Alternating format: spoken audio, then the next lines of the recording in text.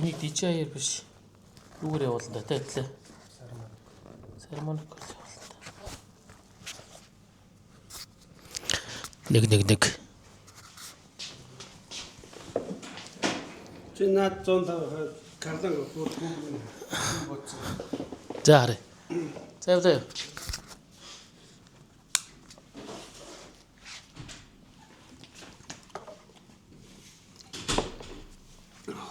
Үй бэрэ. За сайн ингээд манай өнөөдрийн ярилцлагын дугаарт маань 105 хаширд нь оролцож байна. Тийм.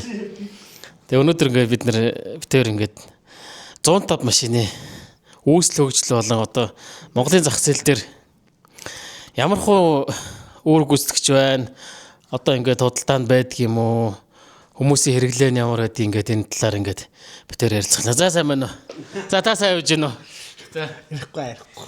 гүй одоо манай подкаст ингээд өргөж зорж ирчээд одоо ингээд ярьж марихгүй ч болохгүй шүү дээ. Чи бид нар чи ингээд ярьж өөрөө тохиролцоод ярилцлага хийгээд ингээд ярьсан. Бид тодорхой хэмжээний төлбөр мөнгөнд төлцсөн байгаа одоо та. Одоо тэгээд ярил л та. Ярихгүй. Үгүй таныг 105 хашаа гэдэг нь үнэн юм уу? Үгүй шүү тийм баг. Тийм баг. Юу гэсэн? Би одоо гайхаад байна л да. За нүмэн одоо ингээд За ингээд 105 хашаатай та бүхний хуулзуулж байна. За юу биш юм уу? Биш. Та чинь ямар нэг 100 хашаа юм уу? 4 хашаа хаширд нь. Юу. За сайн мань уу та өөр ингэ танилцах.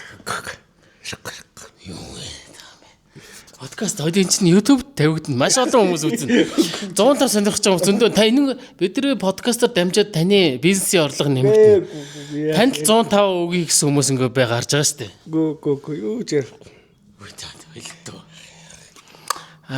Бид тэр уг нэг ярис тохирцоо зөнд амар гоё ингэ бай. Тэгээд 105 хашаа ингэ 105 аваад тий 20 саяар аваад 30 саяар заруул 5 сая надад өгье гэж ирсэн байхгүй. Чадаа тийм ярьж. За. За баяртай.